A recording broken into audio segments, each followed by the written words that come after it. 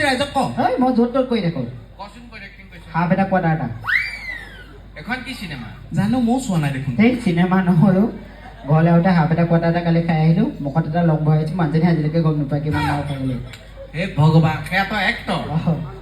তই তাৰ বাহিৰে তই ক'ত অভিনয় কৰিছ আজি লখিমপুৰবাসী ৰাইজক কচোন এই নালাগে এতিয়া পৰিৱেশটো বেলেগ হৈ আছে ৰাইজৰ কথা এই কওঁ ভাল পৰিৱেশে হৈ আছে ৰাইজে শুনিবলৈ ব্যাকুল হৈ আছে তই ক তই কিহত অভিনয় কৰিছ আমাৰ লোকে এই তেতিয়া নালাগে এইটো পৰিৱেশটো এই ক'ব দিছোঁ ক না ৰাইজে ভাল পাব ন তই ইয়াৰ পৰাই উঠি যোৱা ল'ৰা তই কিহত অভিনয় কৰিছ কৈ দে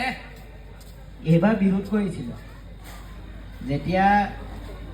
মালে মানুহজনীলে ল'ৰা ছোৱালীহাললৈ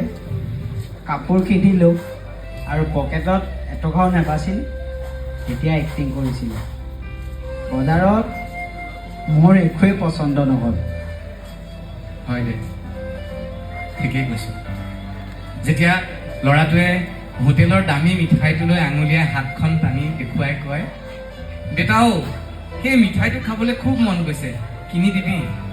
আমি তেতিয়াই অভিনয় কৰোঁ সেই মিঠাইটো বেয়া খালে পেটৰ অসুখ হ'ব বাবা আজি নালাগে দে কিমান মাৰ্ভেলাছ অভিনয় কৰিব লগা হয় আমি হাতত ফুটা কৰি এটাও নাথাকিব পাৰে কিন্তু নিজৰ সাজযোৰ চিকচিকীয়াকৈ পিন্ধো কাৰণ সমাজত এটা ষ্টেটাছৰ কথা আছে নহয় যদি চিকচিকীয়াকৈ নিজৰ পোচাকযোৰে নিপিন্ধো আনৰ কথাটো বাদেই দিছোঁ নিজৰ বন্ধুবৰ্গৰ ওচৰতে ষ্টেটাছ নাথাকে সঁচাকৈ আমি একোজন দুৰ্দান্ত অভিনেতা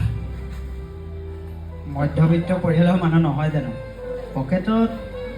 পইচা থাকক বা নাথাকক অন্তৰত হাজাৰটা দুখ লৈ হ'লেও মুখত কিন্তু এটা মিছা মিচিকীয়া হাঁহি সদায়